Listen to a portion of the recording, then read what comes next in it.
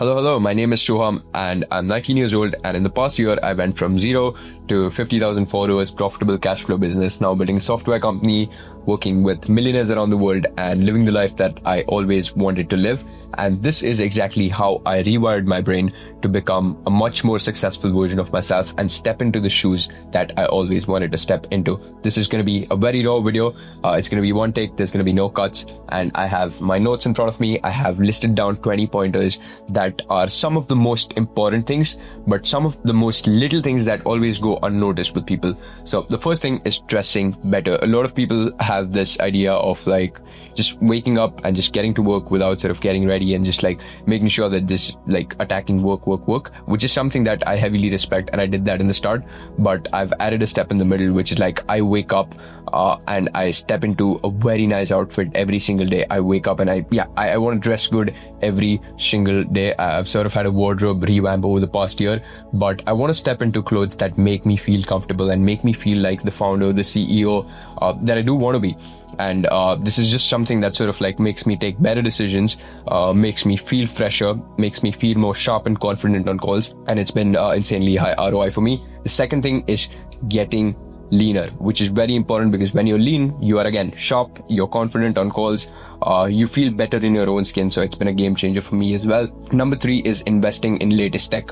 So when I talk about investing in latest tech, I mean, I have the newest iPhone, I have a MacBook, I have stuff like the Whoop, I have a good camera, I had a Logitech keyboard, but I even bought a MacBook keyboard. And I'm not saying all of this to flex. What I'm saying all of this to prove a point, which is I want to invest in things that are going to keep me at the desk for longer, this is like the highest ROI investment for me.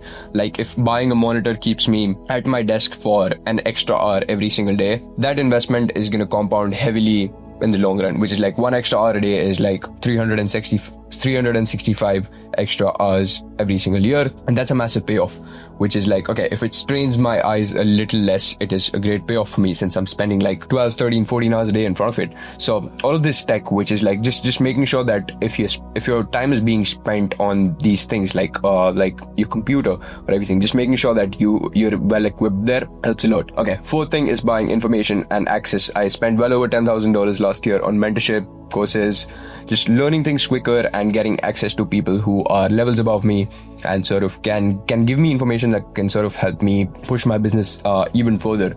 And I'm talking about very niche areas as well. Like I just want to identify that, hey, this person is an expert here, he can help me here, and then I'm happy to pay money to sort of get access to that information and get access to that person because it's a good value exchange. Next up, what helped me rewire my brain is replying quicker.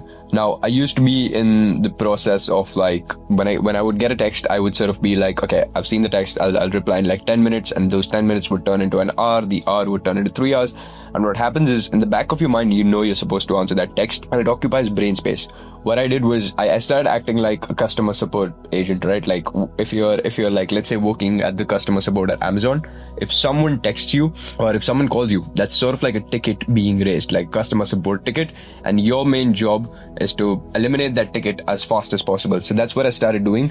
The main reason being I wanted my brain to be free and focused on high leverage tasks. So every time someone texts me, whether that's friends, whether that's family, whether that's clients, whether that's team members, I sort of just close the ticket immediately. Like, okay, whatever it is they need, okay, do X thing, or let me help you out this way. Just respond as quickly as possible. It is something that you'll sort of build over time. Just learn to build that discipline because it pays off a lot in the long run. The next thing is respecting everyone, respecting their priorities, respecting their boundaries, respecting their timings. Like let's say if a client has booked in a call for X time, you want to respect that time and you want to show up because that's just very important for you to do in business. And again, these are the little practices that sort of over time are going to compound and make you the man that you want to be. Number 7 is saying no to people. It's very important for you to understand what helps you get to your goals quicker, what helps you get to your goals in the first place, and what keeps you moving in the positive direction, and say no to everything else, like just literally everything else. Like if there is some person or if there is some activity or if there is anything in your life that is not aligned with the version of yourself that you want to be, say no to that. Just be very blunt, be very honest, be very open, and just say no to that. The 8th thing is limiting scrolling. Now, I'm not gonna sit here and act like the perfect guy who never scrolls. I do scroll, but I try to limit it as much as possible. And I'm not gonna pick up my phone first thing in the morning because that's just gonna mess with my dopamine, and I don't want to do that. I want to make sure that I focus on high leverage tasks in the morning. So I try to limit my scrolling to ideally under an hour a day. An hour a day is still pretty bad. My goal is to get it to under 10 minutes a day by the end of this year, but I try to limit it to under an hour a day, and I usually do it after the evening or when I'm done with the gym or something like that. Like, I want to earn the scrolling session. Like, I want to get my initial dopamine from the morning tasks that I do, from my taking off my to-do list and stuff like that, and then I limit my scrolling as much as possible to make sure that, yeah, basically I don't want my receptors to be fried. Once that's done, let's move on to the next pointer, which is speaking to people doing better. Number 9, which speaking to people doing better is just it's just a hack. It's a glitch, which is like your mindset expands. They help you figure out how you want to get to their stage, and you just get humbled. So I'll attack each pointer by itself. So your mindset expands a lot because, like, when you see someone who's doing much better than you, and when you look at that person and you're like, oh, okay, there's not much difference between us, but he's just doing much better because of his action, you're just able to do that. The second thing that I said, which is you're able to operate in their manner. So, like, they can just help you with a lot more information that you would probably take a lot of trial and error or a lot of pitfalls to figure out, and they can just help you out with that information, which you can use to get to that level yourself. And the third thing is it just humbles you. I had a client doing 200k a month, which is USD, so like 1.8 crores a month in INR, and that just humbled me. I was like, okay, he's 16 years old, he's 3 years younger than me, and he's making a lot of money, and I should be getting there as well. So what that does is, like, when you have these goals in a longer time frame, like, I want to be making X amount of money in the next X years, that just sort of like shortens the time frame so much, which is like, okay, if a 16-year-old is able to do this, I should be much ahead than that. So, like, that sort of like resets your timelines, and it humbles you, like, okay, I need to work more and I need to get there faster. Okay, that's done. 10th is spending unjustifiable amounts on experiences. Okay, this is not something that I was able to do in the start, so keep that in mind. But now that I'm making a little bit of money, I still have a spending rule. I only spend less than 20% of what I make, but even on those 20%, I like to spend a lot on experiences.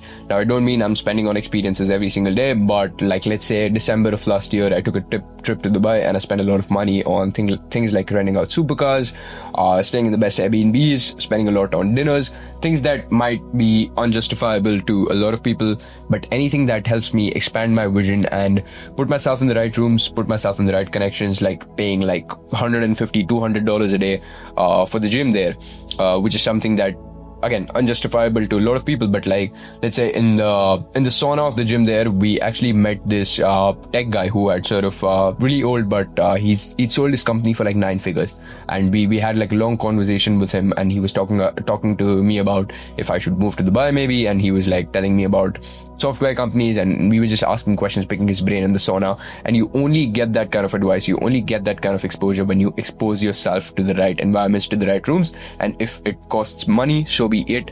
I am making a lot of money at a young age, and I might as well sort of spend that on experiences, which is obviously like making me have fun, but connecting me with the right people, expanding my mindset. So that's a really good investment for me. The next is 11th, which is hiring an assistant, which also might be unjustifiable to a lot of people. Like, when I tell people I have an assistant, they're like, oh, you're just 19 years old, why do you have an assistant? I wanted to have an assistant to sort of automate all the little tasks that would occupy brain space. So I've realized from a lot of experience and speaking to a lot of people that the best thing that you can do, obviously, as a founder is focus on high leverage tasks. So everything that is not a high leverage task, you want to automate, delegate, or delete. So there are tasks that I couldn't automate or delegate, which is like communication with a lot of clients, scheduling calls back and forth, just taking off things that I need to get done on a weekly basis, on a monthly basis.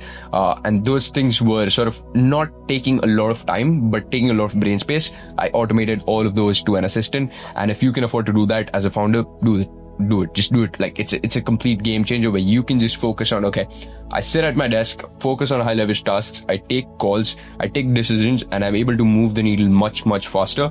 Because again, everything that's not a high leverage tasks, automate, delegate, delete. Okay, moving on. 12 is lifting weights. This is something that a lot of you guys might be able to understand as well, because I know a lot of my audience must be lifting weights, since it's everyone's into self-improvement. But lifting weights gives you confidence, and when I just close my eyes and when I look at the best version of myself, I know that guy is lifting weights. Like I know that guy is muscular, he's strong, he's athletic, he's sharp and confident, and that means I have to lift weights right now. It puts me in a good mood.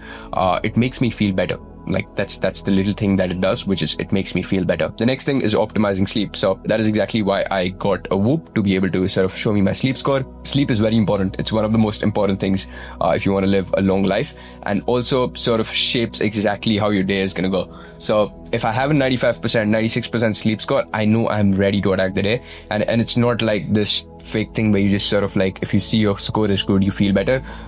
Maybe a little bit of that, but a lot of it is like, okay, if I'm spending 12, 13, 14 hours a day in front of a screen, I want to make sure I'm at least getting my sleep right and making my recovery hours right.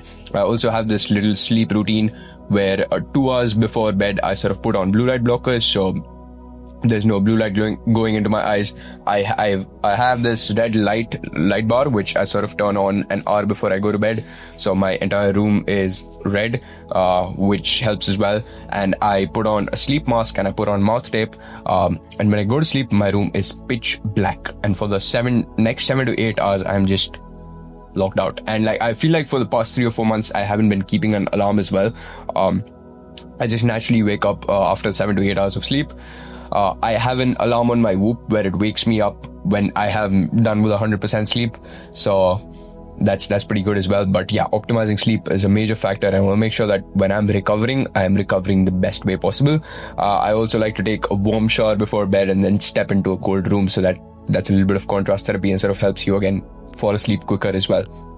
So 13 was optimizing sleep. Number 14 is buying back my time. So every single place where I can sort of give money to get my time back in return, I am happy to do that. Like if my Uber is not coming in for 15 or 20 minutes, I don't want to wait 15 or 20 minutes. So upfront, I just add in like a $5 or a $10 tip. Whereas like, yeah, even if it's like a couple dollars that you can add on to the tip, which is like, okay, it'll save 15 or 20 minutes for me in a lot of traffic in Mumbai, then okay, so be it. Or if there is something where I can just, like, I will always choose convenience over time, which is like convenience over money as well, which is basically like I'm paying money to buy back time that I can use to sort of I can put that time in better places. I can put that time on my business where I can probably get better returns on it. So yeah, just having my food delivered or getting meal prep done from a third party. Like those are the little things that might cost you upfront, but it's like, okay, you're buying back your time, which you can use into your business. Next up, number 15 is controlling dopamine. So I already went over this when I went to limiting scrolling, but even controlling dopamine in terms of like any sort of games that you might be playing or anything that spikes your dopamine is something that, or spikes my dopamine is something that I like to put into the later part of my day. In the morning when my dopamine receptors are fresh, I like to get my dopamine from ticking things off my to-do list, and my dopamine from work, my dopamine from positive client reviews, my dopamine from creating rather than consuming. So I am in full control of my dopamine, not full, but like more often than not, I am in control of my dopamine. And I want to make sure that I don't get my dopamine from Instagram reels or any sort of content in the morning. In the evening, I can consume content because like that's when I am done with most of my work. So that's sort of how I am attacking my dopamine at the moment. That was number 15. Number 16 is consuming more coffee.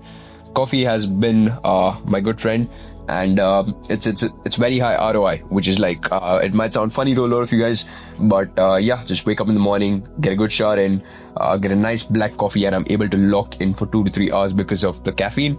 I have like I think 1, 2, or 3 black coffees every single day, and yeah, just really good stimulants, sort of keeps me at my desk. Probably gonna reduce my caffeine intake a bit over time, but like right now for me as a young guy, it keeps me at the desk. It sort of gives me good caffeine, and I'm able to get good work out of it. So it's a trade-off I'm willing to do.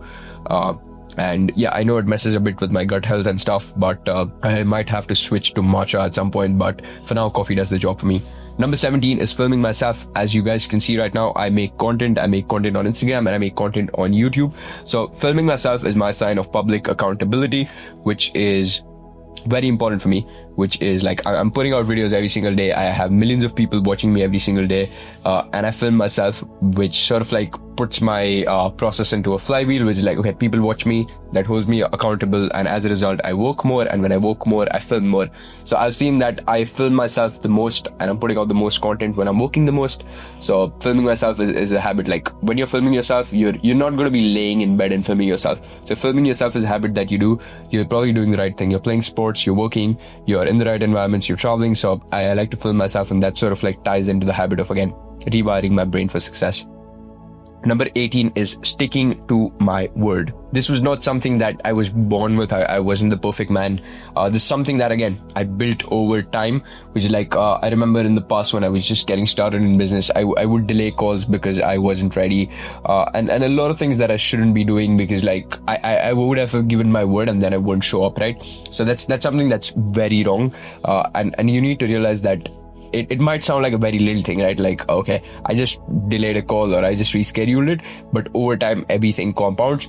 And it happens positively as well. Like when you give out your word, and regardless of what happens, you show up every single time, that positive feedback loop compounds into your brain as well.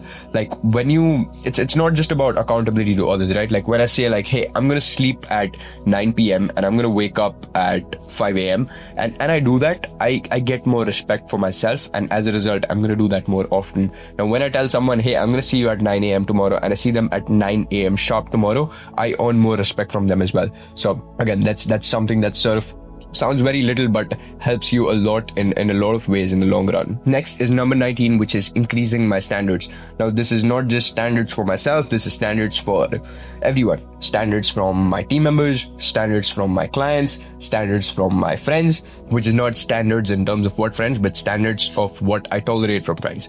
So coming to myself, standards are very important because you don't rise to the level of your goals, you fall to the level of the standards that you tolerate for yourself, which is something that is very, very true. I have set standards for myself in every category of life. I have standards for myself in the gym. I have standards for myself at work. I have revenue standards, and I will make sure that no matter what happens, I will not let myself fall below that standard. And that's just something that's helped me move ahead a lot. I have the same thing with team members. Like my team members know that I expect this from them, and I'm very clear about that. Like even when we onboard clients, I am very clear with them that, hey, these are the standards that you can expect from me, and these are the standards that I expect from you. So increasing my standards has been a game changer for me. Okay, last but not least, number 20, which is celebrating small and private wins. Look guys, it's very unrealistic and it's very hard to be in this process of like, hey, I am at 0 and I'm going to get to hero. I'm going to get to this dream version of myself. And in this meantime, in this period of 2-3 years, I'm just not going to reward myself at all. I'm just going to stay locked in. Very unrealistic. Celebrate your small wins, celebrate your private wins. The process is so fun of chasing your goals, becoming the best version of yourself. The climb is literally the best part. And I still remember to this day when I got my first payment, like that was the happiest I've ever been.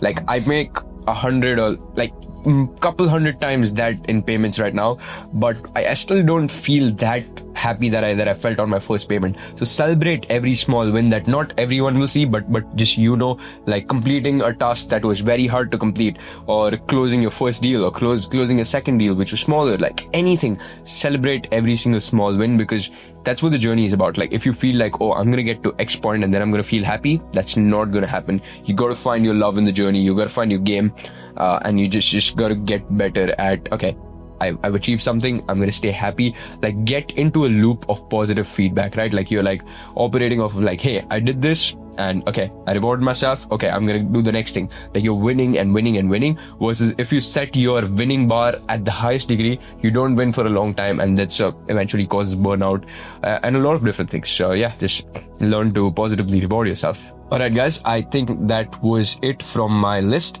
Those are the 20 things on how I rewired my brain for success. And yeah, stay tuned for more content, and I will see you in the next one.